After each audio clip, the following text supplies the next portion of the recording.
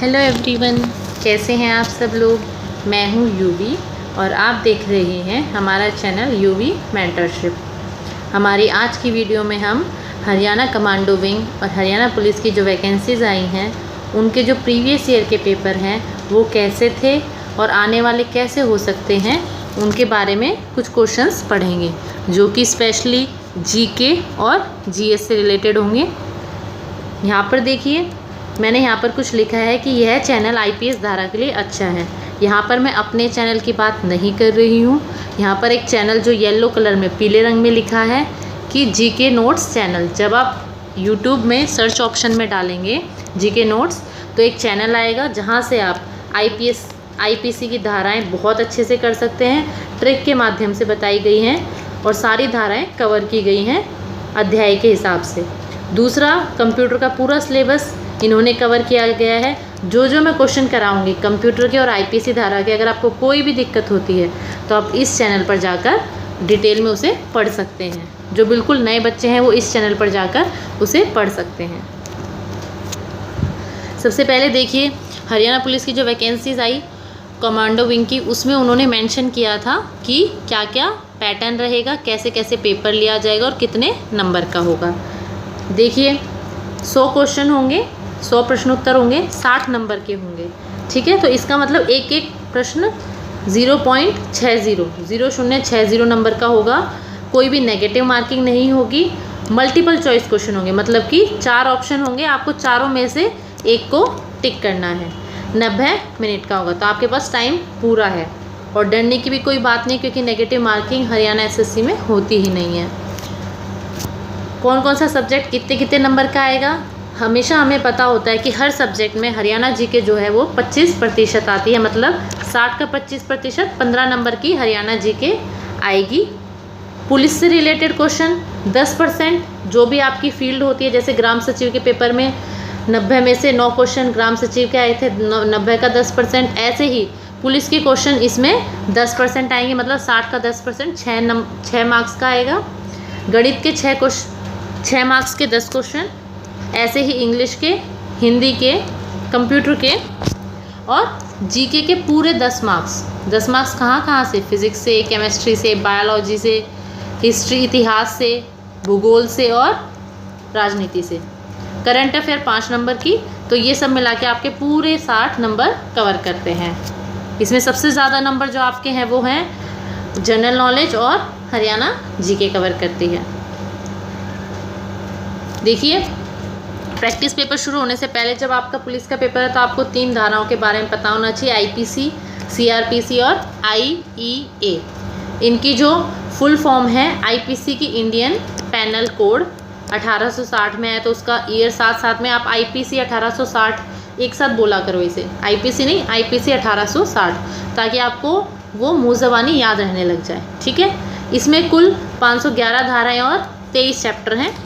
CrPC की full form है code of criminal procedure. Code of criminal procedure 1973 में आया था। 484 धाराएं और 37 चैप्टर हैं। ये वीडियो हिंदी में रहेगी इससे आगे। आईईए का मतलब है इंडियन एविडेंस एक्ट। एविडेंस जो हमें सबूत मिलते हैं ना क्राइम की पोजीशन पे, वहाँ पर। ठीक है, कितनी धाराएं हैं इसमें, 167। तो ये 3 तरह के धाराएं के एक्ट हैं जो पास किए गए और इन्हीं में हमारा सारा पुलिस डिपार्टमेंट काम करता है, इन्हीं के बेसिस पे।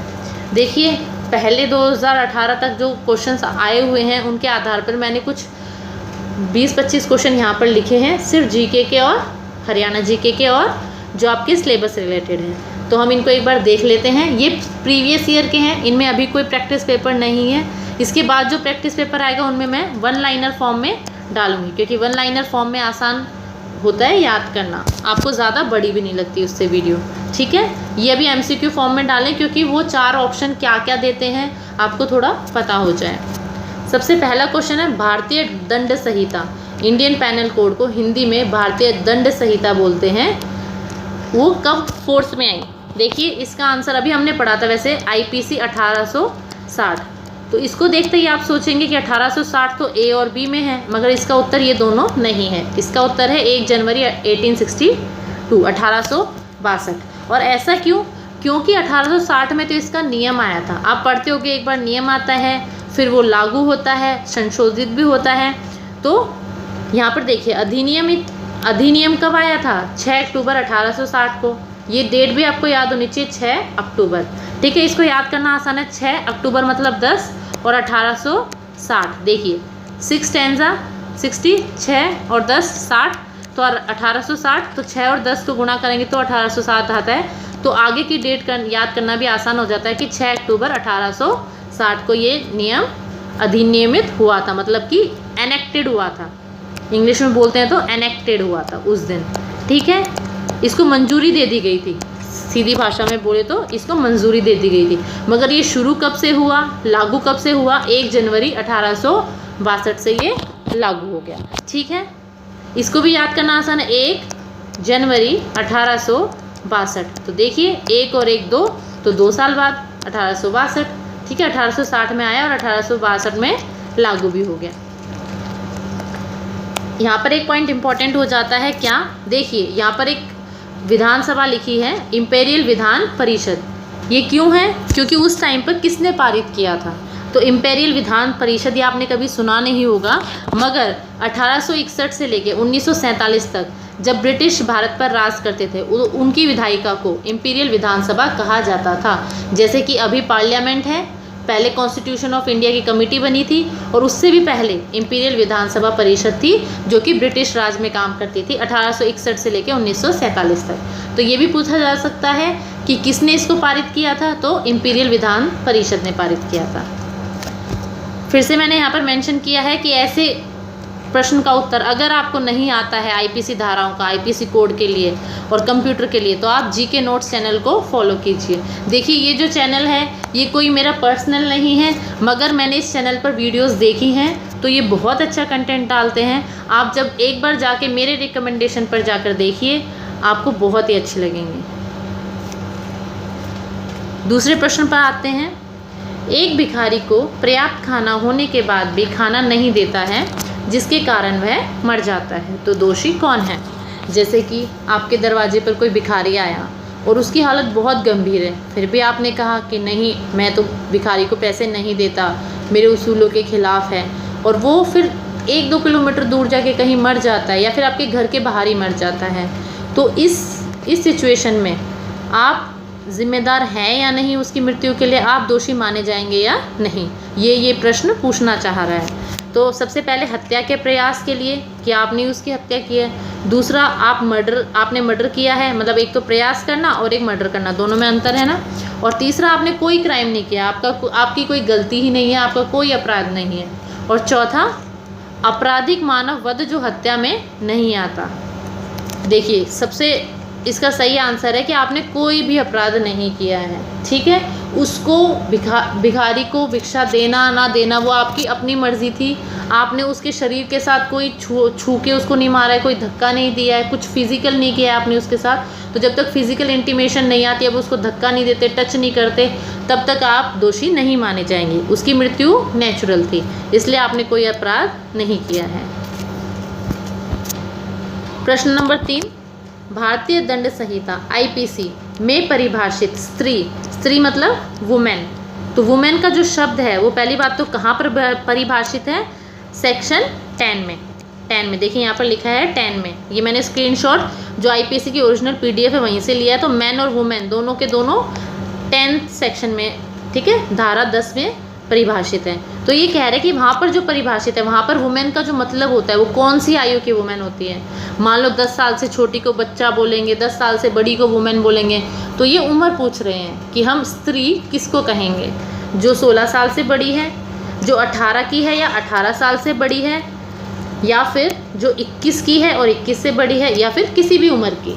तो देखिए इस स्क्रीनशॉट में साफ साफ लिखा है कि जो वर्ड है मैन का मतलब है कोई भी आदमी, एनी एज, किसी भी उम्र का, ठीक है, चाहे फिर वो 4 साल का बच्चा हो या 40 साल का आदमी हो, ठीक है, तो किसी भी उम्र का आदमी। और ऐसे ही वुमेन किसको डोनेट करेगी? औरत को, और किसी भी एज की, तो एनी एज। तो इसका आंसर क्या हो जाता है? Any as. जबकि आप स्त्री पढ़ते हो तो आप सोचोगे कि स्त्री तो शायद 18 साल से ऊपर होगी, बच्चों को भी मेंशन किया जा सकता है, बट नहीं, हर एक उम्र की स्त्री को स्त्री ही बोलेंगे, ठीक है, चाहे वो फिर 16 साल की हो या 21 साल की हो या 4 साल की हो।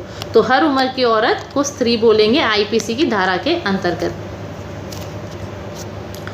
अगला है इंडियन पैनल कोड, भारतीय दंड संहिता में जो ही वर्ड होता है, इंग्लिश में होता है ना ही आदमियों के लिए और शी औरतों के लिए, ठीक है। तो ये पूछ रहे हैं जो ही है वो किसको दर्शाता है, ठीक है, आदमी को, औरत को, औरत और आदमी दोनों को, या किसी थर्ड जेंडर को, ठीक है, किसी तीसरे लिंग को। तो जो सेक्शन 8 है, जो धारा 8 है, वो हमें बताती है कि प्रोनाउन ही सर्वनाम है ना प्रोनाउन, और उसके derivatives are use for any person, किसी भी इंसान के लिए यूज़ किए जा सकते हैं, चाहे वो मेल हो या फीमेल, औरत हो या आदमी। तो इसका उत्तर हो जाता है मेल और फीमेल दोनों के लिए। तो ही अंग्रेजी भाषा में तो आप सिर्फ आदमी के लिए यूज़ करते हैं, मगर आईपीसी धारा में आप दोनों के लिए इस्तेमाल करते हैं। अगले प्रश्न पर आइए। क मतलब कोई आदमी किसी कारण, बिना किसी कारण भीड़ पर गोली चलाता है, ठीक है, जिसके कारण ख मतलब कोई भी दूसरा आदमी उसकी मृत्यु हो जाती है। तो उसका अपराध क्या है, कौन सी धारा के अंतर्गत उसको जेल में डाला जाएगा या कोई सज़ा दी जाएगी, ठीक है। तो मतलब एक आदमी है, उसने गोली चलाई, बहुत सारे आदमी खड़े थे, भीड़ खड़ी थी, उसमें से ऐसे ही किसी अज्ञात आदमी को गोली लग गई जिसको वो जानता भी नहीं था या जिसको वो मारना भी नहीं चाहता था। तो इसमें उसकी गलती है या नहीं, और है तो उसके ऊपर इनमें से कौन सी धारा लगाई जाएगी, ठीक है। तो इसका उत्तर हो जाता है 300, ठीक है, 300 हो जाता है इसका आंसर, 300 धारा, ठीक है। तो इसको आप ऐसे याद कर लीजिए, 300 आदमी खड़े थे, उसमें से किसी को भी इसने मारा, तो धारा 300। अब धारा 300 क्या कहती है कि मृत्यु लेने के 4 तरीके होते हैं, ये देखिए 4, इसमें से आपको पढ़ना हो तो आप ऊपर वाले पढ़ सकते हैं। जो ये चौथा तरीका है ये हमारे प्रश्न का उत्तर है, देखिए धारा 300, यदि उस कार्य को करने वाले व्यक्ति यह जानता है, मतलब कि जो वो कार्य कर रहा है, जो भीड़ पर गोली चला रहा है, वह व्यक्ति जानता है, जैसे कि उदाहरण स्वरूप अकारण मनुष्यों की भीड़ पर भरी हुई बंदूक चलाता है और उनमें एक व्यक्ति को जान से मार देता है, ऐसी दशा में हत्या का अपराधी है, यद्यपि हो सकता है उसकी किसी व्यक्ति विशेष को जान से मारने की पूर्व निर्धारित योजना न रही हो, मतलब वो पहले से सोच के नहीं आया था कि उसको भीड़ में से उसी इंसान को मारना है, ठीक है, उसका निशाना इतना भी अच्छा नहीं होगा, बट गलती से ही उसने भीड़ को डराने के लिए, अपना बचाव करने के लिए गोली चला दी है और सामने वाला व्यक्ति जिसे वो जानता नहीं था वो मर गया है, तो भी उसे सज़ा होगी। और कौन सी धारा के अंतर्गत होगी, धारा 300, ठीक है। ये देखिए कंप्यूटर का क्वेश्चन, ये क्वेश्चन वही है जो एग्जैक्टली आया हुआ है, मैंने क्वेश्चन पेपर से ही उठाया है, इसमें कोई छेड़छाड़ नहीं की है। तो आप अंदाज़ा लगा सकते हैं कि कंप्यूटर के किस लेवल के क्वेश्चन आते हैं। देखिए डैश एक प्रकार का मेमोरी सर्किटरी है जो कंप्यूटर के सिस्टम सॉफ्टवेयर जैसे कि बूट लोडर को रखता है, ठीक है। इनमें से कौन सी ऐसी मेमोरी है जो सॉफ्टवेयर सिस्टम के बूट लोडर को रखती है, ठीक है। इसका आंसर है रोम। ये देखिए ये है रोम, ROM, जिसे कि हम रीड ओनली मेमोरी कहते हैं, ठीक है। रीड ओनली मेमोरी, जैसे इसके नाम में रीड मतलब पढ़ना, ओनली मतलब मेमोरी, जो सिर्फ रीड करके कंप्यूटर को रन करती है, हम उसमें कुछ चेंजेस नहीं कर सकते। देखिए जो रीड ओनली मेमोरी होती है, ROM की ये बात कर रहा है, यह एक प्रकार की गैर वाष्पशील मेमोरी है। गैर वाष्पशील मेमोरी को नॉन वोलेटाइल कहा जाता है, नॉन वोलेटाइल मेमोरी, ठीक है। नॉन वोलेटाइल मेमोरी का मतलब क्या होता है कि अगर कंप्यूटर बंद भी हो जाता है तो आपका जो डेटा है वो कहीं गायब नहीं होगा, वो सुरक्षित रहेगा, इसलिए इसको नॉन वोलेटाइल कहा जाता है। फिर गैर वाष्पशील, क्योंकि इसका जो डेटा स्टोर किया जाता है उसे मैन्युफैक्चरिंग के समय स्टोर करने के बाद संशोधित नहीं किया जा सकता। मतलब कि जब आपका कंप्यूटर असेंबल्ड होकर आपके घर आया था, लैपटॉप आया था, तो जो शॉप वाला है उसने कुछ विंडोज़ या कुछ ऐसे सिस्टम डाल दिए थे जो मैन्युफैक्चरिंग मतलब बनाने के टाइम पे डल गए थे, और आप उसमें अब कोई बदलाव नहीं कर सकते। तो इसलिए जब कंप्यूटर चाहे स्विच ऑफ हो जाए, ऑन हो जाए, उसका कोई इस पर अफेक्ट नहीं पड़ेगा उसकी रोम वाली मेमोरी पर, ठीक है, रीड ओनली मेमोरी पर। तो read only memory full form भी इंपॉर्टेंट है, ये एक नॉन वोलेटाइल मेमोरी है। और नॉन वोलेटाइल मेमोरी क्या होती है, तीनों चीज़ें ज़रूरी हो जाती हैं, ठीक है। ये देखिए रैम के बारे में बताया गया, दो ही मेमोरी होती है, रोम और रैम। इनका क्लासिफिकेशन है। रैम का मतलब होता है रैंडम एक्सेस मेमोरी, ठीक है। रैंडम जो शब्द होता है उसका मतलब ही होता है अचानक से, ठीक है, कुछ भी, ठीक है। अस्थिर रूप से, जो अस्थिर हो, स्थिर नहीं हो, जिसे बदला जा सका हो, या फिर सिस्टम के बंद होने पर जिसकी मेमोरी को मिटा दिया जाता है। तो इसका मतलब ये नॉन वॉलेटाइल नहीं है, ये कैसी हो गई, ये ओनली वॉलेटाइल हो गई। कौन सी मेमोरी वॉलेटाइल हो गई, रैम, ठीक है। इसका जो उपयोग है, रैम का उपयोग कहाँ किया जाता है, कामकाजी डेटा के लिए। जैसे कि आप रोज़ कोई ना कोई डेटा बदलते रहते हो और आपको उसमें कुछ बदलाव करने की भी ज़रूरत होती है, तो ऐसे डेटा के लिए हम रैम मेमोरी का इस्तेमाल करते हैं। ये हरियाणा का क्वेश्चन है। फल्गु उत्सव फरल गांव में आयोजित किया जाता है, तो कब किया जाता है, निर्जल एकादशी को, सोमवती अमावस्या को, कार्तिक पूर्णिमा को, या उपरोक्त में से कोई नहीं। तो इसका उत्तर हो जाता है सोमवती अमावस्या को फल्गु उत्सव फरल गांव में आयोजित किया जाता है। और फरल गांव कहाँ है, कुरुक्षेत्र में, ठीक है। देश भर में पंचायत राज नगर पालिका संस्थान की संरचनाओं में एक रूपता लाने के लिए जो संशोधन किए गए हैं वे हैं, मतलब जो पंचायती राज और नगर पालिका होती हैं उनकी संरचनाओं में जो संशोधन किए गए थे, मतलब अमेंडमेंट्स किए गए थे। अमेंडमेंट्स के ऊपर मैंने एक वीडियो डाली हुई है, आप उसमें देखना। तो वहाँ बताया गया है कि कौन कौन से अमेंडमेंट्स थे, 73 और 74, 73 और 74। इसका सही उत्तर है। गुरु धमतान साहिब किसकी स्मृति में बनाया गया था, तो इसका उत्तर हो जाता है गुरु तेग बहादुर जी की, ठीक है। और धमतान साहिब मंदिर कहाँ, गुरुद्वारा कहाँ है, नरवाना में, नरवाना से 10 किलोमीटर पूर्व की तरफ। एशियाई शेर के लिए विश्व का एकमात्र निवास स्थान, मतलब कि राष्ट्रीय उद्यान, जिसे कि हम नेशनल पार्क बोलते हैं, नेशनल पार्क बोलते हैं, वो कहाँ पर है, मतलब एशियाई जो शेर हैं वो इनमें से किस नेशनल पार्क में पाए जाते हैं। बांधवगढ़, गिर नेशनल पार्क, मुकुरथी, या इनमें से कोई भी नहीं। इसका सही उत्तर होता है गिर नेशनल पार्क, जो कि कहाँ पर है, गुजरात में है। इसका उत्तर है गिर नेशनल पार्क, जो कि कहाँ पे है, गुजरात में, ठीक है। गिर नेशनल पार्क गुजरात। इसको आप ऐसे याद कर सकते हैं कि जो शेर होता है, जो एशिया, देखो इंडिया एशिया में लोकेट करता है, एशियाई हिस्से में, तो जो एशिया के शेर होते हैं, मतलब हमारे एशियाई शेर, वो जब हमारे सामने आ जाते हैं तो हम एकदम से गिर जाते हैं, उनको देख के डर जाते हैं ना। तो गिर मतलब गिर नेशनल पार्क में पाए जाते हैं, ठीक है। कब गिरते हैं, जब शेर आसपास से गुजर रहा होता है। तो शेर आसपास से गुजर रहा होता है तो हम गिर जाते हैं। जब एशिया के शेर हमारे आसपास से गुजर रहे होते हैं तो हम गिर जाते हैं। तो गुजर से गुजरात और गिर से गिर नेशनल पार्क।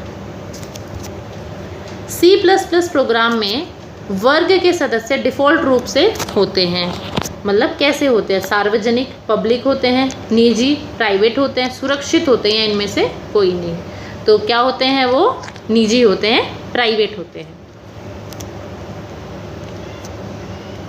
ये देखिए, निजी, संरक्षित और सार्वजनिक, 3 प्रकार के एक्सेस होते हैं। और जिसमें कि C++ में डिफ़ॉल्ट है, मतलब जब C++ बनी थी या फिर हमारे कंप्यूटर में आती है तो फिक्स होता है कि उसके सारे सदस्य, सारे मेंबर कैसे होंगे, निजी होंगे, ठीक है। निजी का अर्थ क्या होता है कि उन्हें वर्ग से बाहर नहीं पहुंचाया जा सकता, जो उनकी क्लास होती है उससे बाहर उसे नहीं पहुंचाया जा सकता, ठीक है।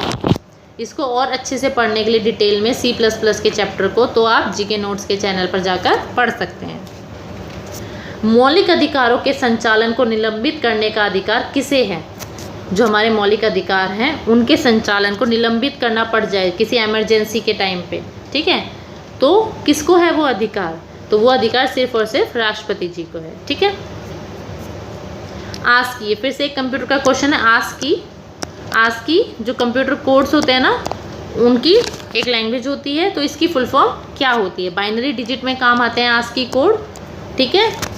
तो उसकी फुल फॉर्म क्या होती है, देखिए आस्की की फुल फॉर्म है American standard code for information interchange, जिससे आप अमेरिका का है, स्टैंडर्ड फॉर्म है, और एक तरह का कोड है इंफॉर्मेशन को, मतलब डाटा को बदलने के लिए, इंटरचेंज करने के लिए। मतलब हमारी भाषा, जैसे हमें कंप्यूटर में 2+3 लिखना है तो कंप्यूटर ऐसा नहीं समझेगा, उसको बदल देगा 0 1 0 1, बस कंप्यूटर 0 1 0 1 बाइनरी डिजिट को समझता है, बाइनरी भाषा को समझता है, ठीक है। तो इसको इसमें बदल देगा, कौन बदल देगा, आस्की कोड बदल देगा। तो आस्की कोड की फुल फॉर्म क्या हो गई, American standard code for information interchange, ठीक है, इंटरचेंज बदलना। देखिए जो आस्की कोड है वो पब्लिश हुआ था 1963 में। ऑफ कोर्स अमेरिका नहीं किया होगा जब इसके नाम में अमेरिका आ रहा है, तो ठीक है, आपको ईयर याद होना चाहिए 1963। कंस्ट्रक्टर्स का उपयोग क्यों किया जाता है? डेटा के निर्माण के लिए, ऑब्जेक्ट की इनिशियलाइजेशन के लिए, दोनों या फिर दोनों में से कोई सा भी नहीं। सही उत्तर है ऑब्जेक्ट की इनिशियलाइजेशन करने के लिए। ठीक है, ऑब्जेक्ट की इनिशियलाइज करने के लिए ये ऑप्शन सही है, कंस्ट्रक्टर का उपयोग किया जाता है। ठीक है, देखिए कंस्ट्रक्टर होता क्या है? ऑब्जेक्ट ओरिएंटेड प्रोग्रामिंग, जो ये लैंग्वेज होती है C++, इनको ऑब्जेक्ट ओरिएंटेड प्रोग्रामिंग लैंग्वेज कहा जाता है। ठीक है, में उपयोग की जाने वाली कक्षा जो क्लास होती हैं उनको संरचना करने का, मतलब उनको बनाने का एक तरीका होता है कंस्ट्रक्टर, जो एक नए बनाए गए ऑब्जेक्ट को इनिशियलाइज करता है। जब हम कोई नया ऑब्जेक्ट बनाते हैं तो उसको इनिशियलाइज करता है। इंग्लिश में पढ़ सकते हैं आप, यहाँ पर लिखा है। अगला प्रश्न है, पहले अन्य प्राकृतिक संख्याओं का माध्य है। ठीक है, तो इनमें से उत्तर बताइए। मतलब पहले n प्राकृतिक संख्याएं, मतलब कि नेचुरल, प्राकृतिक मतलब नेचुरल, जो पहले n नेचुरल नंबर्स होते हैं उनका माध्य बताइए। तो देखिए सूत्र क्या होता है, मतलब फॉर्मूला क्या होता है? पहले n प्राकृतिक संख्याओं का माध्य पहला पद और आखिरी पद डिवाइड बाय 2। ठीक है, ये डायरेक्ट फॉर्मूला होता है। जैसे कि 1 2 3 4 और n तो हमें पता ही नहीं, तो डॉट डॉट डॉट करके जो जहाँ पर भी आखिरी नंबर आएगा n, तो उनका जो माध्य होता है वो सीधे तरीके से निकाला जाता है। पहला पद अंतिम पद डिवाइड बाय 2, ये फॉर्मूला होता है, सूत्र होता है। तो पहला तो हमारा 1 हो गया, आखिरी हमारा n हो गया और डिवाइड बाय 2, तो n+1/2 इसका सही उत्तर है। ठीक है, n+1/2 इसका सही उत्तर है। एक लोकगीत संग्रहालय जो गुरुग्राम में स्थित है उसका नाम क्या है? उरु स्वाति संग्रहालय, और ये गेहूं के खेतों से घिरा हुआ है और ये गुरुग्राम में है। जिन देशों का एशियान संस्थापक सदस्य माना जाता है वे हैं, एशियान क्या है? एक ऑर्गेनाइजेशन है, ये देखिए ऐसे लिखा जाता है एशियान। ठीक है, एशियान दक्षिण पूर्वी एशियाई राष्ट्रों का संगठन है। ठीक है, दक्षिण पूर्वी एशियाई राष्ट्रों का संगठन है। इसमें 10 सदस्य राष्ट्र शामिल है, मतलब 10 कंट्रीज़ हैं इसके अंदर, 10 देश हैं। इसकी जो स्थापना है वो 8 अगस्त 1967 को हुई, 1967 को हुई थी। शुरू में जब ये बना इसमें कितने सदस्य थे? सिर्फ 5 थे, इंडोनेशिया, मलेशिया, फिलीपींस, सिंगापुर और थाईलैंड। शुरुआत में ये सिर्फ 5 थे। अभी वर्तमान में इसके जो सदस्य हैं वो ये 10 सदस्य हैं। और ये किस लिए बनाया गया था? आर्थिक, सामाजिक, सांस्कृतिक रूप से विकास करना और शांति को बढ़ावा देने के लिए। मतलब ये जो 10 देश हैं इनमें आर्थिक, सामाजिक और सांस्कृतिक रूप से विकास हो सके और शांति बनी रहे। एशियन का जो हेडक्वार्टर है वो कहाँ है? इंडोनेशिया, इंडोनेशिया के जकार्ता में, इंडोनेशिया की जकार्ता में इसका हेडक्वार्टर है एशियन का। एशियन में कितने मेंबर्स हैं? 10 मेंबर्स है। शुरुआत में कितने मेंबर्स थे? 5 मेंबर्स थे। एशियन कब बना? 1967 को। ठीक है, ये क्वेश्चन पूछा गया है हरियाणा एसएससी में। ठीक है, हरियाणा में 100% ग्रामीण विद्युतीकरण प्राप्त करने वाला देश का पहला राज्य था। हरियाणा पहला राज्य बना था जहां 100% इलेक्ट्रिफिकेशन आ गया था, विद्युतीकरण आ गया था, हर एक गांव में बिजली पहुंच चुकी थी। तो वो कौन सा साल था जब ऐसा हुआ था? तो 1970 था, 1970 का दशक था। पाइथन 3.0 में निम्नलिखित में से कौन सा एक फ्लोर्ड डिवीजन है? तो ये पाइथन एक भाषा होती है, जैसे C++, जावा और पाइथन, ये सब मशीन लैंग्वेज हैं, हाई लेवल लैंग्वेज हैं। तो इसमें जो ये सिंबल है ये एक फ्लोर्ड डिवीजन को दर्शाता है।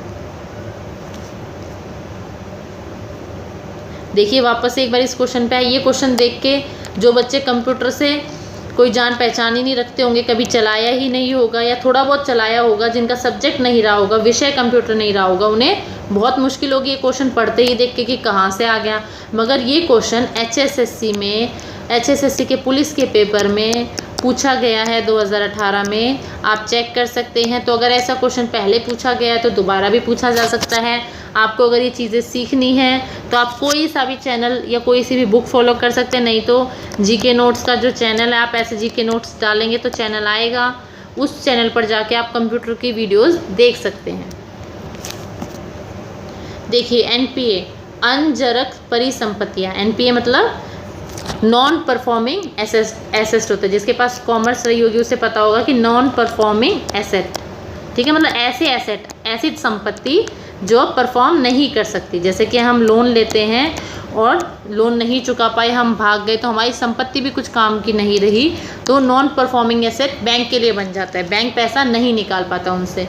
तो अनजरक संपत्तियां जो पिछले कई सालों से हेडलाइन बना रहा है, किससे जुड़ा हुआ है? तो ये किससे जुड़ा हुआ है? बैंकिंग प्रतिष्ठान से, ठीक है। नॉन परफॉर्मिंग एसेट NPA किससे जुड़ा हुआ है? बैंक से। एक ऋण है, NPA क्या है? एक ऋण है जिसके लिए मूल या ब्याज 90 दिनों की अवधि के लिए अवैतनिक होता है, ठीक है, जिसके लिए आप ब्याज पर पैसा ले सकते हैं 90 डेज़ के लिए। कोई भी संपत्ति अनर्जक हो जाती है जब वह बैंक के लिए आय उत्पन्न करने के योग्य नहीं रहती। कोई भी संपत्ति को नॉन परफॉर्मिंग एसेट जब बोला जाता है जब वो आय वापस से रिटर्न नहीं कर सकती, मतलब उस लोन की इंस्टॉलमेंट भी उससे वापस नहीं आ सकती। तो इसलिए NPA किससे जुड़ा हुआ है? बैंक के प्रतिष्ठानों से, बैंकिंग फील्ड से। अगला प्रश्न है, भारत का संविधान लोक